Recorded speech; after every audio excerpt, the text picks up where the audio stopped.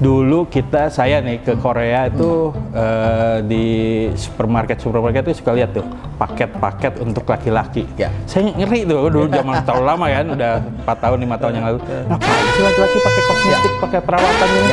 Saya kaget sekarang anak saya laki-laki pakai krim malam. Ya. Pakai maskeran dulu saya paling banter pakai bengkuang dong mata tuh. Semua pasien saya tuh pengennya kayak orang Korea. Seriusan? Seriusan. Semuanya? Semua. Bukannya orang Korea tuh kalau keluar mukanya sama kayak sepabrik tuh. Kalau saya yang hitam ini bisa putih. Ngeri ya, kita cakep-cakep kayak artis Korea gitu. Jangan so iya deh. Boleh, tapi harapannya jangan terlalu besar.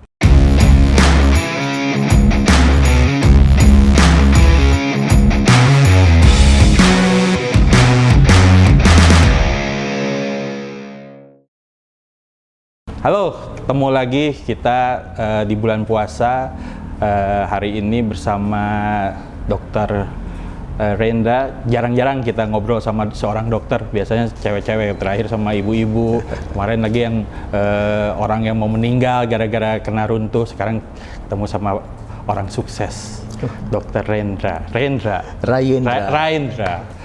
Dokter Raindra ini sekilas saya baca kurikulum vitae-nya lengkap, biodatanya lengkap, luar biasa. Semua sekolah selesai, lulus dari S1 sampai S3 ya. S3. Kalau kekhususan keahliannya juga kayaknya banyak ya dok ya, yang sertifikat keahliannya ya. Iya. Banyak banget sekarang kalau bisa dilihat. Jadi mungkin salah satu anak muda yang beres sekolahnya serius gitu kan.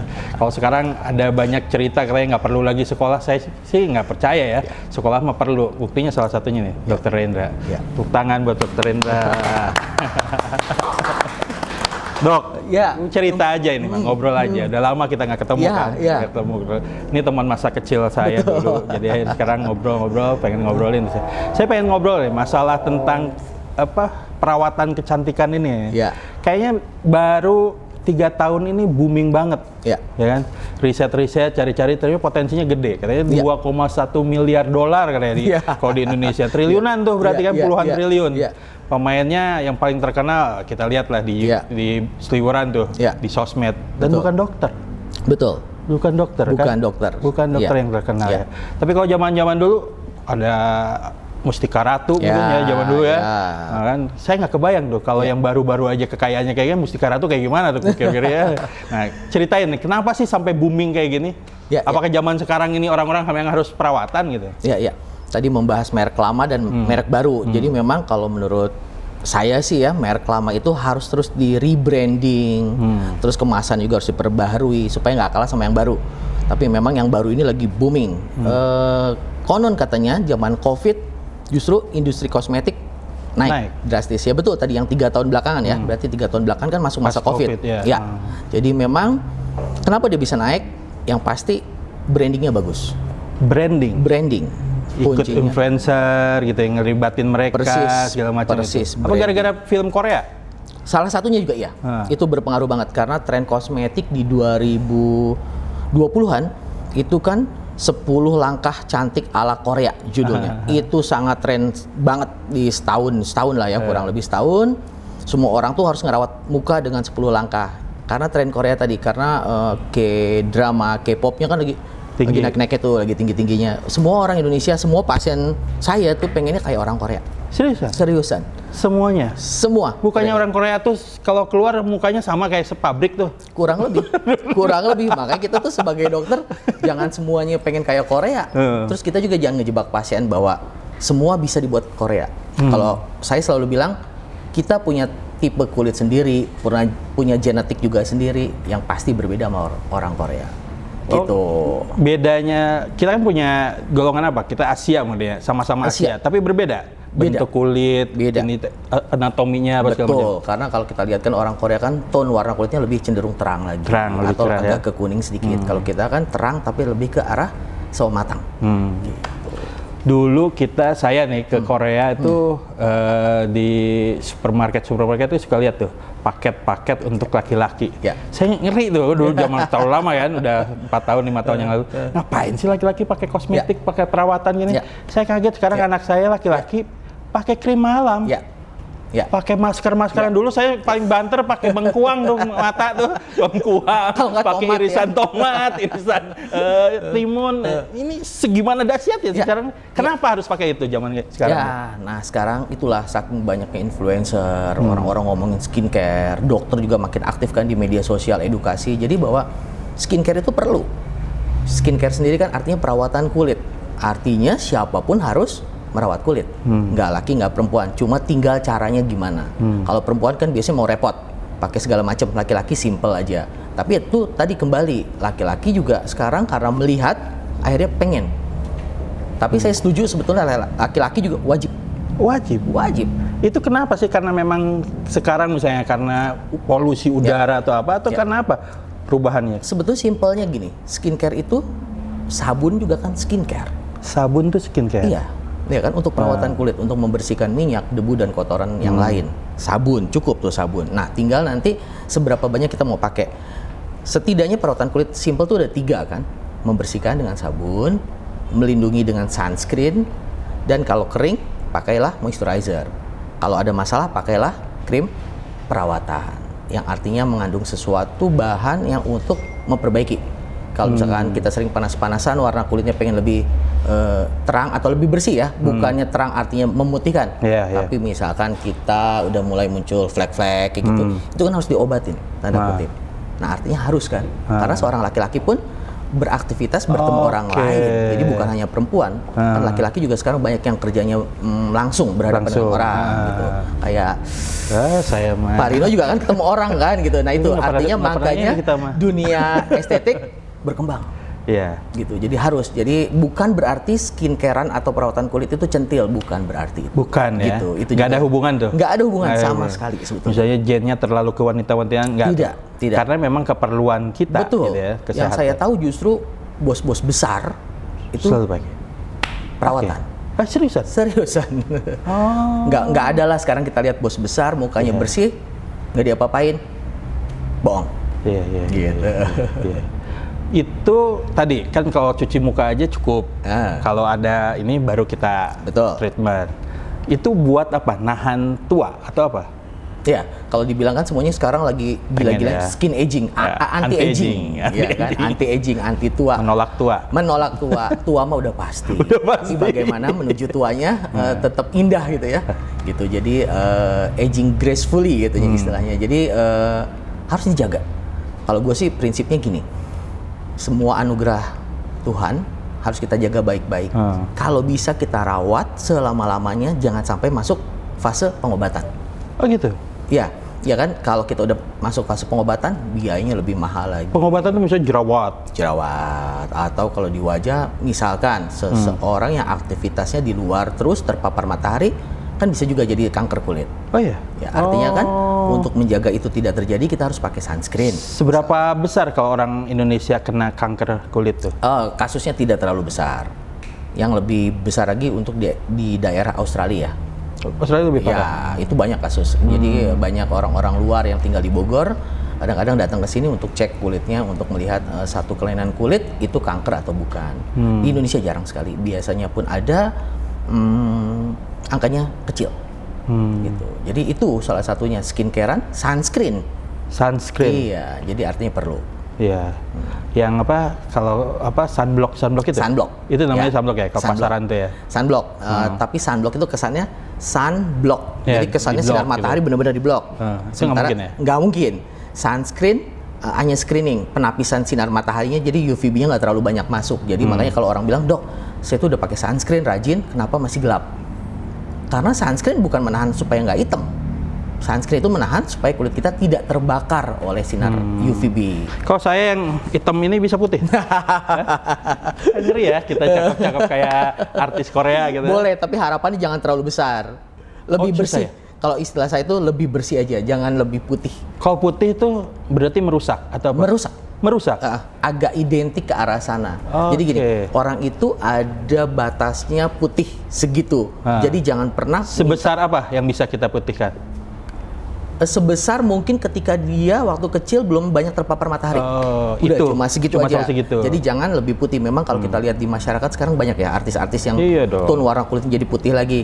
Logikanya gini, Saya selalu bilang Tuhan menciptakan pigmen ada gunanya. Terus kita manusia ngapain ngebuang-buang itu? Karena pigmen menahan sinar matahari supaya nggak terjadi kanker kulit, banyak fungsinya. Jadi nggak boleh dibuang. Kalau dia berubah jadi putih banget, artinya logikanya gini, pigmennya lari kemana? Pabriknya, kan ada pabrik pigmen nih, namanya melanosit. Nah, melanosit menghasilkan pigmen. Melanositnya kemana pabriknya? Hilang, rusak, dirusakkan. Dirusak gitu supaya nggak menghasilkan warna. Iya. Tapi itu bakal kembali tuh suatu hari, atau malah jadi bentul-bentul. Logikanya kalau pabriknya udah rusak, begitu, nggak gitu dibangun lagi, nggak dibentuk lagi. Jadi lebih baik mencerahkan daripada memutihkan.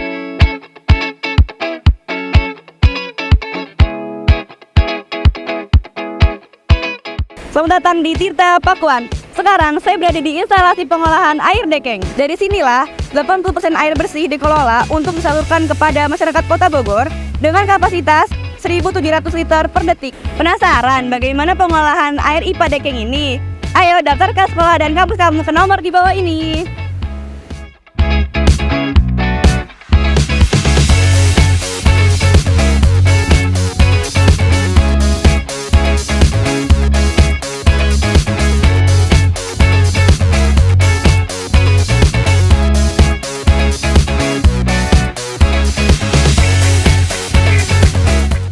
Ayo ke Tirta Pakuan.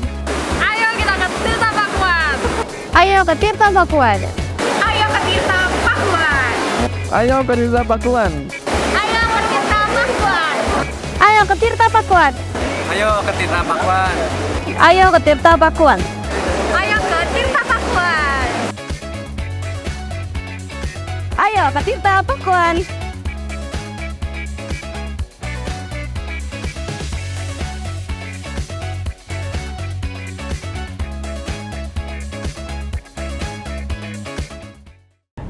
Hitam juga eksotik sekarang. Betul. Saya selalu bilang, pokoknya jangan pernah takut warna kulit, coklat, hitam. Yang penting glowing. Iya. Yang penting bersih. Yang penting glowing. Glowing ini lagi terkenal sekarang di mana-mana nih soalnya. Si glowing itu ya, kata-kata glowing, Si glowing ya. ini terkenal. Semua orang pengen glowing ya. Dokter berarti S1 kesehatan. S1 kedokteran. S1 kedokteran. Ya. Baru ngambil spesialis Betul, kulit dan kelamin. Ya. Ini profesor saya pernah bilang, kenapa sih kulit sama kelaminnya disatuin? Kan beda itu teh, katanya. Beda-beda. Jadi kita tuh masih ngadopsi dari sistem pendidikan spesialis dari zaman dulu, dari zaman Belanda. Jadi memang di Eropa sendiri yang masih dermato and venerology itu hanya di Belanda. Geser dikit ke Belgia gitu, itu udah dipisah sekolahnya. Sekolahnya bisa? Jadi spesialis kulit-kulit, kelamin-kelamin. Kalau nggak salah 3+2 kalau di luar negeri, jadi 5 tahun. Nah di Indonesia ini gabung semua, kita belajar sekitar 8 semester. Oh, gitu, memang harus di Indonesia nggak ada Di tuh Indonesia nggak universitas terpisah. yang terpisah. Nggak ada. Jadi kita spesialis kulit dan kelamin, kelamin. SPKK. SPKK, sekarang SPDV, Spesialis Dermato and Venerology. Gitu. Kalau penyakit kelamin di Indonesia kayak gimana, Dok? Mengkhawatirkan kah? Indonesia, kita ngelihat skop kecil di Bogor. Nah. Bogor. Meskipun saya prakteknya di klinik, bukan di rumah sakit, kasus kelamin selalu ada. Oh iya? Selalu ada. Yang datang? Ya, datang ke sini. Walaupun identik Ya, dengan, sama estetik. perawatan, ya, estetik? Ya. Ada juga yang datang? Ada. Supaya menyamarkan mungkin ya, pura-pura. Ya, Nggak kelihatan. cowok datang perawatan gitu ya. Padahal mah ngurusin gitu. yang lain. Ada. Oh. Ada. Bahkan di Bogor saya pernah ketemu pasien anak SMA. Notabene anak SMA datang dengan keluhan sakit kelamin. Ah, seriusan? Seriusan. Di Bogor. Gitu. Nggak satu, nggak dua ya, ada beberapa. Gitu. Oke. Jadi masih ada kasus kelamin tuh, masih ada penyakit kelamin. Makin parah kah? Saya tidak bisa melihat itu karena saya di klinik, tapi nggak tahu kalau yang di rumah sakit. Tapi kalau kata teman-teman di rumah sakit, kasus kelamin ya tetap tinggi dan rasanya nggak akan pernah hilang ya. Dulu dokter pernah riset kayaknya. Saya pernah baca tuh katanya ada buku jurnal atau apa? Jurnal. Waktu itu kebetulan tesis saya mengenai hubungan perilaku, sikap dan pengetahuan anak jalanan terhadap HIV. Hasilnya HIV apa AIDS. tuh? Waktu itu penelitiannya anak jalanan di Bandung karena saya kuliah di Unpad. Kasusnya tinggi. Tinggi. Hampir seluruh anak jalanan. Enggak. Waktu itu hasil jurnal saya sekitaran berapa belas %. tinggi. Oke. Karena sebetulnya kan dikatakan kantong-kantong HIV di Indonesia itu kan cuma sekitar 0, Iya. cuma 0,5 gitu kantong-kantongnya. Data terakhir saya baca tadi di internet sekitar 700-800 ribu orang yang mengidap HIV di Indonesia. Indonesia berarti mungkin kurang berapa sekitar persen? 0,5%. Iya kan? Ya, kantongnya. Ya. Tapi sebetulnya kalau kita melihat satu penelitian di satu komunitas tertentu yang ada kecenderungan bukan berbeda, kecenderungan tinggi seperti pergaulan bebas atau tingkat pengetahuan yang rendah, itu ternyata tinggi sebetulnya. Jadi kalau dilihat general mungkin 0,5, tapi kalau kita lihat skup tertentu di komunitas mungkin tinggi. Itu tinggi. Yang paling tinggi itu anak jalanan. Belum. Saya nggak tahu lebih tinggi mana, cuma waktu itu komunitasnya anak jalanan kebetulan. Apa sih yang bisa kita mengurangi penyakit ini? Nomor satu tetap kembali edukasi. Edukasi. Kan kita kecil nggak pernah tuh ngobrolin masalah seks sama orang tua. Ya. Saya pun sekarang jarang Betul. Walaupun saya ngerasa udah modern, tapi saya masih pakewuh lah ke orang Jawa ya. Pasti. Sama lah, kurang lebih begitu. Tapi tetap harus disampaikan sih, pelan-pelan. Kalau saya sih sama anak yang perempuan tuh, sekarang udah kelas 2 SMA, sama yang kelas 3 SMP, suka dikit-dikit ngobrol tentang pacaran lah, tentang hubungan seksual lah, tentang kehamilan lah, atau tentang penyakit mungkin. Mungkin karena saya juga dokter, jadi kayak ngobrol ringan aja sama anak-anak. Tapi memang itu tabu sih di kita, masih tabu ya, kita itu mah beratnya. Sebetulnya itu penting banget sih. Penting ya harusnya. Karena tadi saya kembali yang anak SMA tadi, itu hadir dari kalangan menengah loh, berpendidikan tinggi loh. Oh iya? Ya, bukan dari kalangan bawah yang orang nggak berpendidikan. Ya buktinya itu anak SMA. Yeah. Malah waktu itu yang salah satunya datang masih dengan baju seragam. Hah? Ya. Luar biasa. Saya ingat pendidikan seks saya pertama itu di sekolah, di SMP 1. SMP 1. Ibu Purnama. Tuh, sama. Kalau anak SMP pasti itu diajarin. Saya itu pertama kali di pelajaran biologi. Itu yang melekat sampai sekarang. Betul. Saya pun hanya ingat itu. Bu Purnama. Di mana Bu Purnama sekarang gitu ya? Iya. Satu-satunya guru yang berani ya. Berani.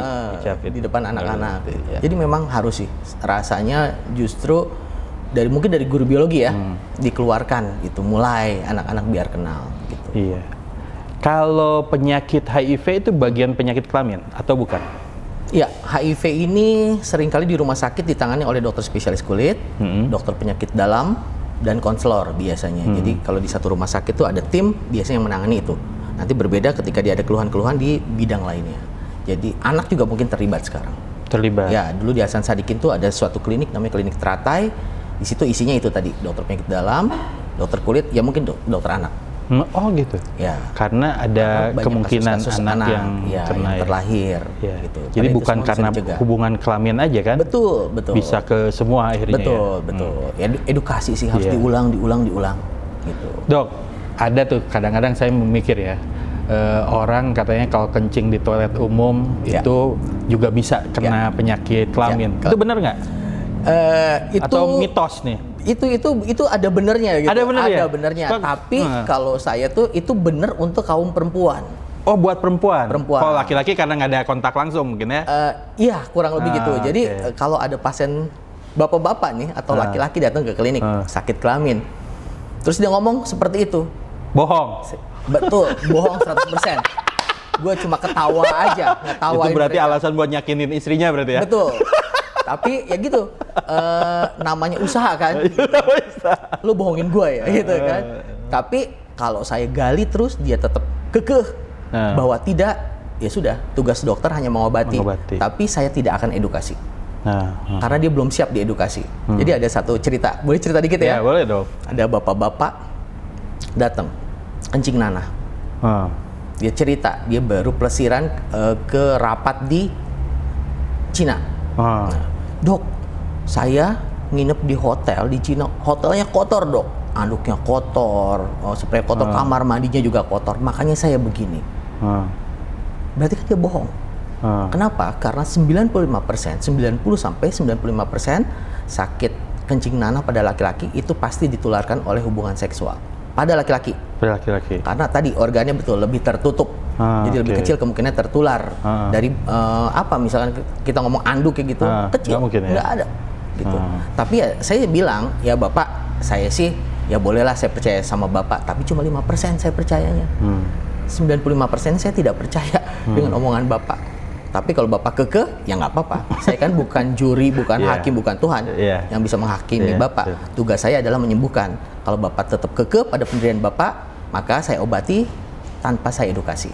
Itu sampai berapa, misalnya dia berhubungan sama yang penyakit ini. Penyakit. Terus berapa lama tuh Berapa efeknya? lama? Nah itu nggak lama. Nggak lama? 2 sampai 5 hari aja.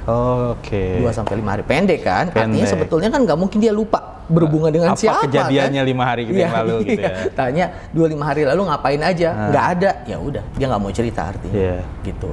Kalau ada yang kena harus datang ke dokter. Apa dia bisa ngobatin sendiri karena malunya itu? Karena malunya, saya sering terima pasien yang datang sudah berobat. Sudah berobat. Sudah berobat. Berobat sendiri. Berobat sendiri Makan maksudnya. antibiotik segala macam gitu. Akhirnya nggak beres. Nggak beres karena nggak tahu Rada-rada takaran ya. sembuh, ya masih panas-panas lah, masih nyeri-nyeri lah kalau buang air kecil. Akhirnya datang ke kita ya obatin. Sambil oke. dikit selalu edukasi gitu. Karena kasihan kan. Iya. Apalagi anak-anak muda kan, masa depannya masih panjang. Iya. Ada yang nangis juga kadang-kadang gitu kalau dikasih Iya, tahu. kasih tahu. Ada juga yang tetap ketawa ketiwi, kayak nggak ada apa-apa gitu. Seru lah kalau ngobatin kelamin. Oh iya. Nah, selain kosmetik, kelamin juga seru gitu. Peran pengaman itu penting untuk jaga itu. Itu edukasi yang paling penting. Itu yang Betul. pertama. Jadi selalu kalau ada kontak seksual jangan lupa pengaman. Iya. Gitu. Kalau kita nggak tabu, kita pakailah kondom. Iya. Selalu itu edukasi pertamanya. Iya. Dan edukasinya adalah penggunaan kondom itu harus dari awal, bukan hanya di ujung. Oh iya. Iya, karena banyak pertanyaan kan, apakah penyakit kelamin ditularkan melalui atau HIV lah, ditularkan melalui ciuman atau kencing nanah melalui oral misalkan? Iya, semua bisa. Bisa aja. Bisa, semua. Jadi itu virus itu bukan di alat kelamin aja, tapi di seluruh Iya. badan. Di darah kan? Di darah? Iya, di dalam darah kita. Walaupun nanti kalau kita lihat persentasenya kalau lewat ciuman lebih kecil, lewat ini lebih kecil, ini lebih besar gitu aja. Masalah presentasi aja, tapi kan walau alam. Yang 0, itu apakah kita atau bukan? Iya, benar, gitu kan benar. kalau bilang sama pasien, jangan kepedean, cuma 3% kemungkinan apa 3/100-nya itu kamu gitu kan. Iya. Itu ya yang. Gitu. Tapi yang paling aman mah ini ya, loyal sama istri ya. Betul. Jadi kan ada setia pada pasangan. Ya, setia pada Jadi pasangan ya satu aja, tapi bukan satu di gang ini, satu di gang ini bukan ya. Satu gitu. Jadi satu Iya, gitu. satu. Betul, setia pada pasangan. Iya. Dok, abis ngambil spesialis, Ya. terus dokter ngambil langsung apa? Keahlian? S3. Enggak. Oh. Jadi spesialis itu selesai. Kemudian banyak course. Oh, course. Ya kan, course tuh. Course, ada keahlian, ada fellow gitu kalau di kedokteran namanya fellow. Tapi saya lebih ke ngambil akademisi. Ngambil S3. S3 di? S3 karena saya orang Bogor dan praktek di Bogor, S3-nya di IPB. Oh, IPB. Kita sama-sama IPB. IPB ya. S3-nya waktu itu ngambilnya, jadi waktu itu saya sebetulnya nggak niat sekolah S3, cuma karena banyak ngobrol sama orang, ketemu seorang profesor dari IPB, dia bilang waktu itu, dokter ini masih muda, kenapa nggak sekolah lagi? Gitu. Karena saya waktu itu sudah selesai spesialis itu di umur 30. 30 spesialis? Tahun. Wah, Gitu. itu mah belajar terus ya? Cuma belajar memang. Saya inget tuh, ada teman saya yang dokter tuh saya bilang, Rin, capek saya belajar mulu, sekarang bagiannya nyari uang. Dia bilang gitu. Dia bilang. Kalau saya sampai hari ini, Sekolah tuh berarti kedokteran berapa tahun tuh? 4 tahun. 4 tahun? Esket. Esket? Jadi ada ijazah 1, esket. Kita esket itu nggak pernah kita pakai ditulis di gelar. Sebetulnya itu hak kita juga untuk memperpanjang nama kita. Cuma asa riweuh gitu ya, asa pinuh pisan ya. Esket 4 tahun. Koas 2 tahun setengah. Tambah koas 2 tahun setengah sekarang. 6 tahun setengah. Spesialis itu sekitar 4 tahun. 4 tahun. Berarti udah berapa tuh? 10,5 tahun. 10,5 tahun. S2. Saya punya gelar magister kesehatan juga. Ah ya? Iya. Buset ya? Jadi S2-nya bukan hanya apa? dokter atau Master apa? magister kesehatan. Bachelor kesehatan. 2 tahun. 2 tahun. Berapa tuh? 12 tahun. Apalagi? S3? S3. S3 3 tahun. 3 tahun kalau lancar. Kalau lancar. Cuma kemarin sambil kerja, sambil nunggu reagen, kitnya lama dari Amerika dikirim. Sel culture, jadi penelitian waktu itu laboratorium pakai sel kultur hewan, beli dari Amerika itu nunggu 1 tahun karena harus lewat karantina, apalagi bea cukai dan lain-lain, nunggu setahun, akhirnya 4 tahunan selesai. Jadi total 20 tahunan. Dan sekarang masih kuliah. Kuliah apa lagi? Ambil magister hukum. Semester 2. Masya Allah. Ada orang yang senang kuliah ya. Jadi sekarang masih mahasiswa. Di mana mahasiswa? Di Pakuan. Di Pakuan. Di Pakuan. Kemarin ngambil IPB juga karena deket kan. Nggak mungkin saya balik ke alma mater di Bandung jauh, di Pajajaran. Ke UI juga saya pikir dunia baru dan macet, ya udah cari yang dekat. IPB, dan ternyata di IPB macet juga. Dermaga ya? Dermaga kan? Dermaga. Apa disertasi yang ditemukan waktu itu? Disertasi saya itu kebaruan mengenai ini, efektivitas daun nangka. Daun nangka untuk pemutih kulit. Pemutih kulit? Ya. Bisa itu? Ternyata daun nangka ini punya efektivitas yang tinggi terhadap menghambat pembentukan melanin. Jadi dia bisa sebagai obat pemutih atau untuk menghilangkan flek di wajah sebetulnya. Oh gitu? Itu hasil penelitiannya. Itu apa? Diambil ekstraknya? Iya, betul. Jadi daun diekstrak? nangka diekstrak, kemudian kita cobain di sel culture tadi, di sel kultur melanositnya tikus, melaninnya tikus, potensinya besar sekali. Cuma kan di Indonesia ini untuk menjadi satu produk butuh langkah yang panjang tuh. Jadi saya nggak terusin penelitian itu. Belum jadi produk yang belum komersial? Jadi produk. Gitu. Tapi itu memungkinkan? Sangat memungkinkan, karena basic penelitian sel culture-nya sudah ada. Nangka gitu. ya? Daun nangka. Jadi yang nggak punya duit, nangkanya aja tumbuk. Terus makan, mabok yang ada. Daunnya ya? Daunnya. Jadi kayak embe kan? Embe juga kan makan dari nangka kan? Tapi embe nggak putih-putih, ada sih embe putih ya? Ada yang putih. Dok, jadi kalau ngelihat full pendidikan mungkin ya karena sekarang baru hukum, kita lihat hukum di kesehatan lebih dominan ya. Apa yang sekarang yang dokter lihat nih sebagai praktisi, pengamat kesehatan di Indonesia itu seperti apa kondisinya? Apa di Kota Bogor boleh lah? Kota Bogor, kondisi sistem dalam sistem sih buat saya sudah cukup baik. Udah bagus. Kalau saya boleh lihat dari sudut pandang saya, tinggal menjalankan di lapangannya. Jadi kalau sistemnya udah betul, tapi sistem itu kan harus dijalankan dengan baik.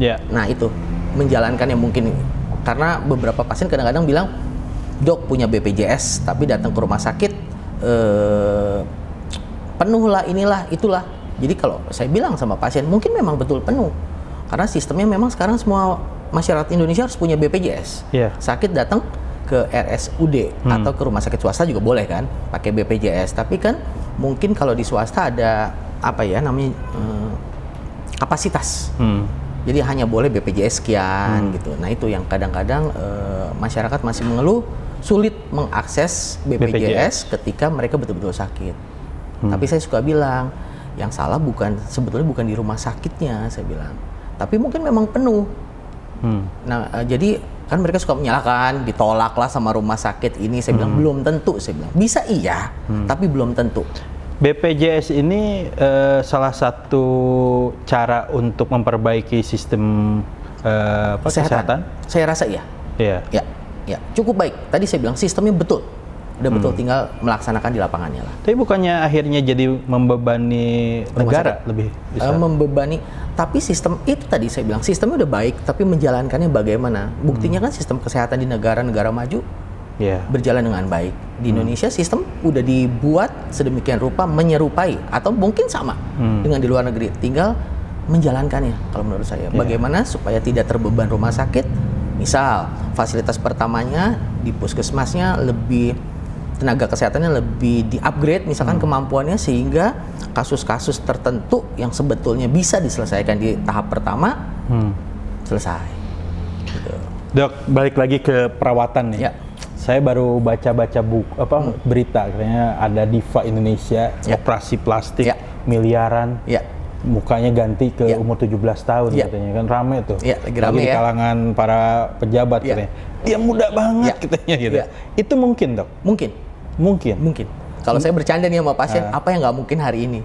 Bisa ya? Bisa. Dokter kenapa nggak ngambil kayak gitu? Itu lahannya beda. Itu dokter bedah plastik, Bedah plastik, spesialis bedah plastik dan rekonstruksi estetik.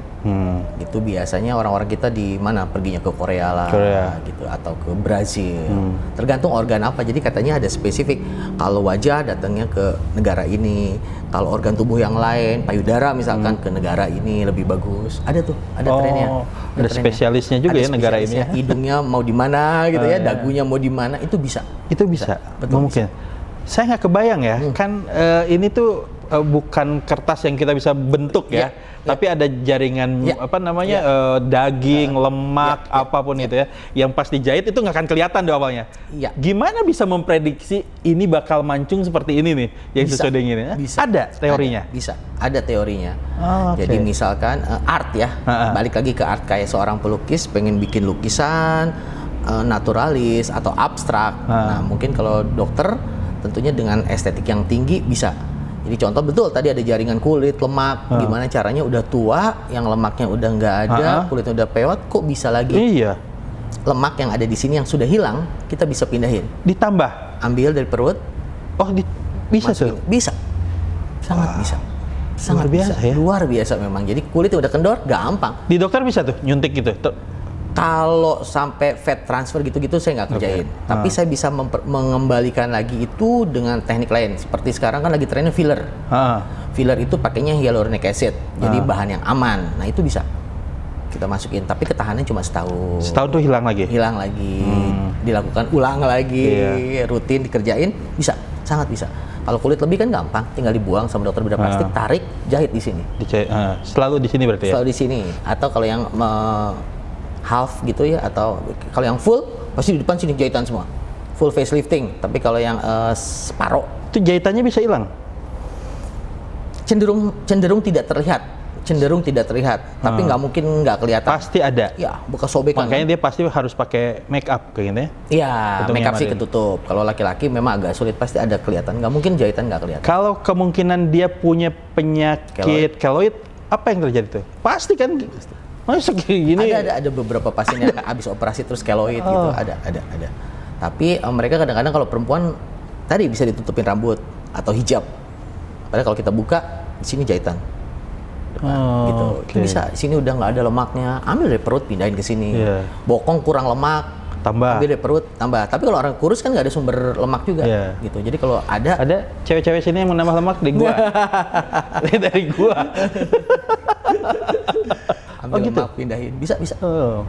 Biayanya ya tinggi sih memang. Tapi tergantung. Kalau 1 miliar itu kalau ibarat kata udah semua tuh beres sebadan-badan, mulai dari wajah. Kalau perempuan berarti dari payudara, mungkin bokong, cukup. Artinya itu akan tergantung keahlian si dokter. Persis. Jadi nggak bisa pilih sembarang rumah sakit sama-sama ini. Itu berarti karena ada keahlian khusus ya? Persis. Harus. Jam terbang masuk dalam. Jadi kalau nyari dokternya saran gitu, lebih hati-hati. Lebih tahu dulu nih profil si dokternya, hasilnya udah seperti apa, baru kerjain. Gitu.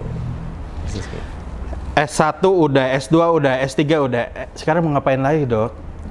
Ini punya berapa ini sekarang? Cabang 3. Pabrik udah. Pabrik kosmetik insya Allah on the way. Orang-orang mah pada mulai cari mobil mewah, Dok. Kalau lihat di TikTok tuh. Saya senangnya kerja. Saya buat saya itu hidup udah untuk kerja. Dokter orang yang ambisius? Tidak.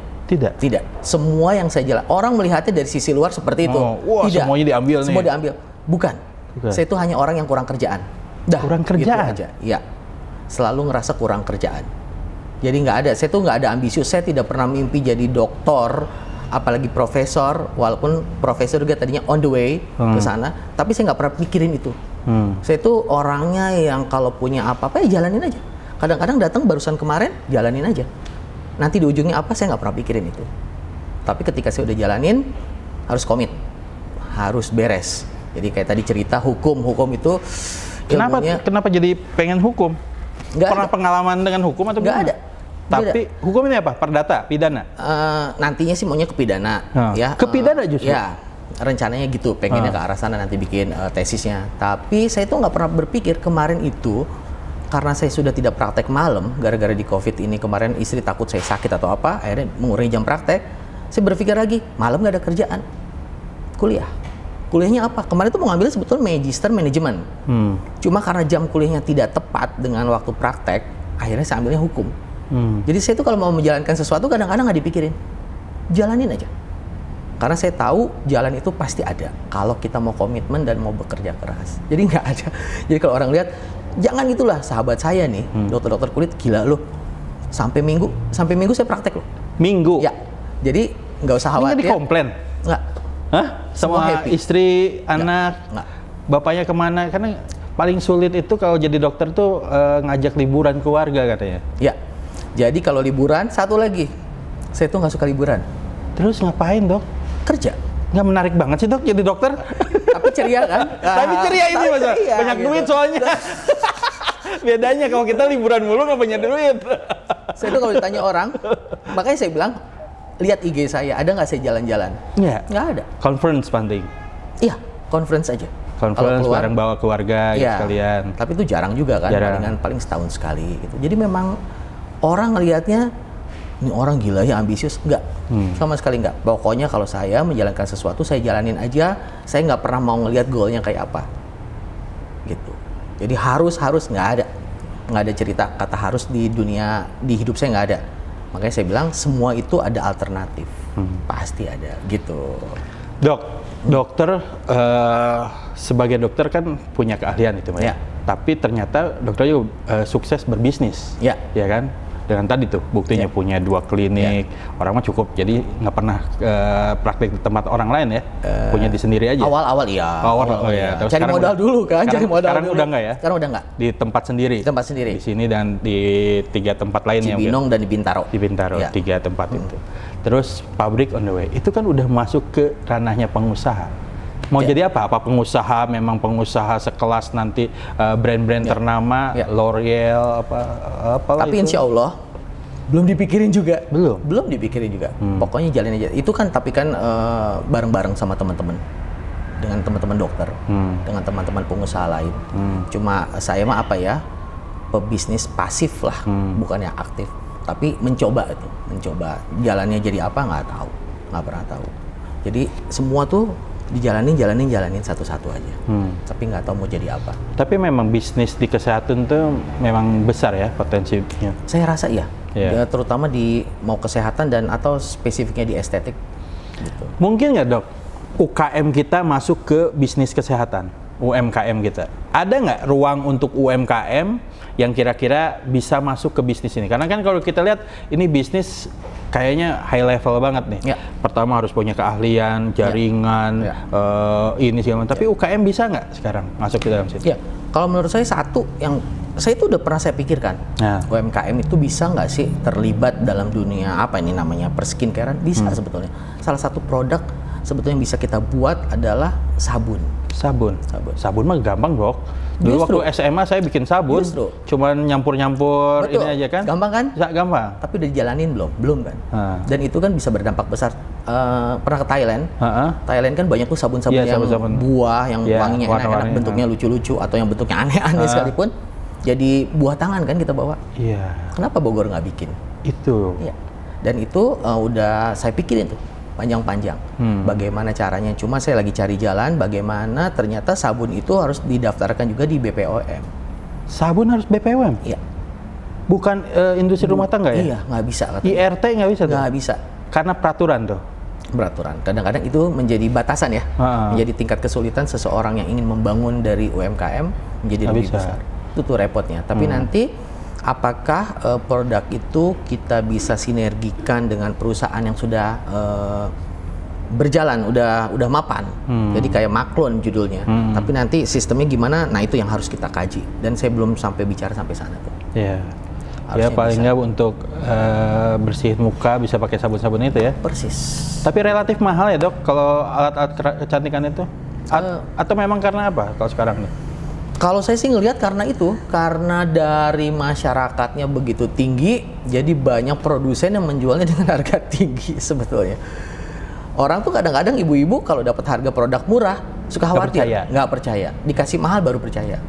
Padahal kurang lebih akan begitu-gitu juga. Sebenarnya kalau kita nih konsumen melihat produk bagus itu apa yang harus dilihat? Ingredients-nya pasti itu nomor satu. Itu harus nggak ada apa? Katanya ada nggak usah merkuri atau apa? Oh itu tentunya kalau logam-logam berat kayak merkuri itu nggak boleh. Tapi lain-lain cenderung boleh. Cuma harus di bawah pengawasan dokter. Contoh sampai hari ini di masyarakat kan hidrokinon pada alergi kan. Maksudnya alergi ngedengar, wah dok krim saya pokoknya nggak boleh ada hidrokinonnya. Padahal hidrokinon itu di dunia ini gold standard untuk mencerahkan warna kulit, menghilangkan flek itu adalah hidrokinon. Tapi hidrokinon itu ada batasan tertentu. Kan kadar yang boleh dipakai di masyarakat itu sampai 5% saja. Tapi banyak masyarakat membuat atau yang katanya krim abal-abal. Mungkin namanya juga krim abal-abal, nggak ada izinnya. Apa ya? Ya mungkin hidrokinonnya dipakainya lebih tinggi dari 5%.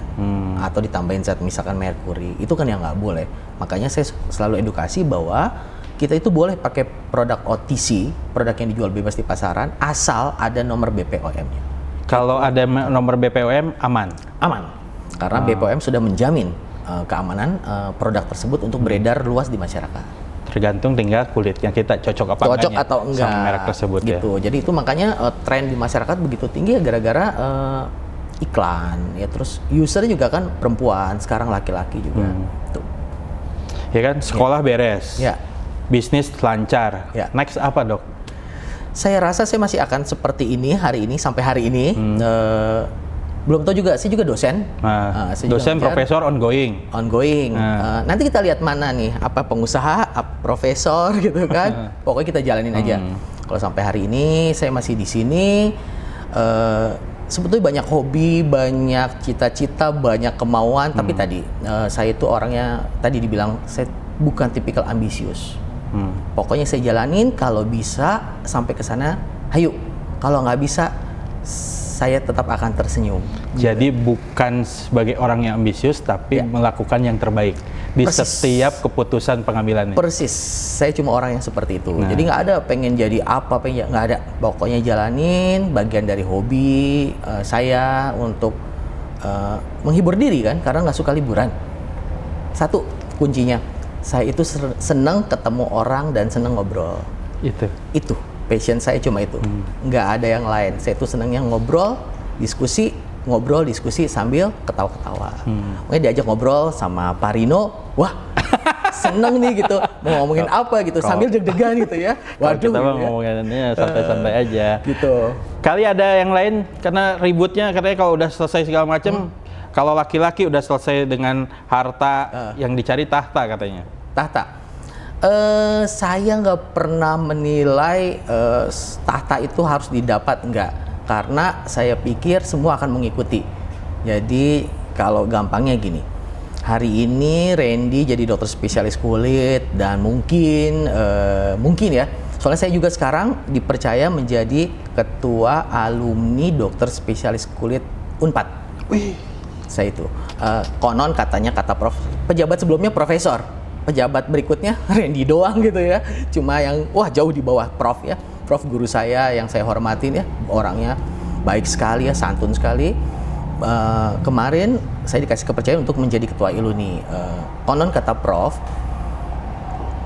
Randy itu sudah bisa jadi role model katanya untuk dokter spesialis kulit di Indonesia. Khususnya saya nggak berani ngomong di Indonesia, khususnya di Unpad, karena memang tidak banyak dokter spesialis kulit yang mempunyai klinik kecantikan, klinik klinik dermatologi yang jumlahnya lebih dari 2. Kebetulan saya 3 gitu. Tapi sendiri itu bukan company, bukan suatu perusahaan besar. Kan kalau kita ngomong RH mah ada berapa puluh cabang di Indonesia. Itu ada dokternya kalau RH? Ada. Ini nggak usah ngomong merek dah. Beberapa yang terkenal itu ada dokternya. Tapi tidak semuanya dokter spesialis kulit ya. Jadi dia benar-benar pure bisnis berarti ya? Bisnis. Dilahirkan dari bisnis, tangan bisnis. Betul, tapi kalau dokter kan dari tangan passionnya dokter Iya. RH sendiri kan sekarang suatu company besar. Kalau saya kan sendiri. Jadi saya dianggap karena tadi saya bukan dosen di universitas yang mempunyai program pendidikan dokter spesialis. Saya kan dari UIN. UIN kan masih kedokteran, belum punya dokter spesialis kulit pendidikan. Jadi saya di luar institusi seperti itu pendidikan saya jalan. Karena juga memang belum banyak yang bergelar doktor. Saya sudah doktor, terus saya punya 3 cabang klinik, kemudian mungkin ada penilaian lain lah, saya nggak tahu. Akhirnya voting, ya akhirnya saya dipilih. Jadi nggak ada sih tahta atau yang mana yang mau direnggut, nggak ada. Buat Kota Bogor, kira-kira apa yang mau disumbangkan pemikiran, cara ke depan agar kita hidup lebih senang, tenang di kota ini tercinta? Kalau saya hari ini memang menjalankan profesi sebagai dokter. Dokter saya rasa, tadi saya selalu bilang, betul saya sudah berhubungan dengan masyarakat, melayani masyarakat, itu profesi saya, dokter spesialis kulit berarti sekitar 14 tahun. Saya sudah di Bogor lagi, kembali di Bogor, saya orang Bogor. 14 tahun di Bogor? Untuk mulai praktek dokter spesialis kulit. Ya, jadi kan saya lulus 30-an tahun. Nah saat ini usia saya 45. Saya udah 14 tahunan di Bogor melayani masyarakat sebagai dokter spesialis kulit. Ya kalau cita-cita saya sebetulnya saya pengen ketemu dengan lebih banyak lagi masyarakat Bogor. Intinya sih itu. Caranya gimana? Dari klinik bisa, jalani di klinik. Kalau nggak bisa, cari yang lain. Kembangin sabun tadi dong. Kembangin biar sabun. UMKM Bogor bisa kayak di Bangkok kira-kira ya. Nah kurang lebih gitu ya. Jadi kita harus berdayakan masyarakat ya. Jadi kita bisa bangun dari apa itu namanya ekonomi apa mikro? Ekonomi kalau UMKM itu apa usaha menengah kecil menengah. Ya, itu mungkin itu. Atau mungkin ada IKM, industri kecil menengah. Nah, itu. Jadi nanti kita pikirin apa lagi. Cuma memang yang kepikiran itu sabun. Sabun itu buatnya tadi kan gampang. Terus bisa dikemas cantik. Bisa warna-warna bisa terus yang nggak tahu apalagi mungkin kalau saya kemarin ngobrol dengan beberapa orang di Bogor ini juga bisa nggak dikembangin kayak di Bandung karena di Bandung kan saya lama di Bandung jadi tahu di Bandung itu center kita kalau ke Bandung mau beli kue udah tahu tuh harus di toko A B C D ya nggak? Iya. Nah Bogor udah punya belum? Punya. Belum. Boper. Oh, toko legendaris. Iya, Boper dan Boper gitu kan. Bagaimana caranya itu juga menurut saya adalah bisnis yang kita bisa bangun kita untuk membantu UMKM. Kayak di Bandung banyak sekali toko-toko kue. Kalau kita ke Bandung harus ke sini karena semua enak. Kita tinggal buat branding. Nah itu kepintaran istri saya tuh. Bikin itu? Bukan. Bagaimana membangun brand. Oke. Jadi saya seperti hari ini juga bukan karena saya, tapi karena orang yang ada di sebelah saya. Duet maut luar biasa itu. Jadi itu kita banyak cerita, belajar banyak hal dari Dr. Rendra. Hari ini sekolah beres semua. Masih muda, ke 45 mah masih muda dok dibanding saya. Harus muda. Sama temen ini sahabat seangkatan ya, boleh dibilang seangkatan nih, zaman perangnya sama nih gitu ya. Zaman meniti ini bisnis jalan, terus sekarang nambah sekolah lagi. Panutan untuk para anak muda sekarang, jangan berhenti bermimpi dan terus melakukan yang terbaik seperti kata Dr. Rendra. Mudah-mudahan kita lihat apa yang terjadi 2 tahun ke depan mungkin Dr. Rendra kita podcast lagi bersama saya di Siap. Terima kasih dok. Terima kasih.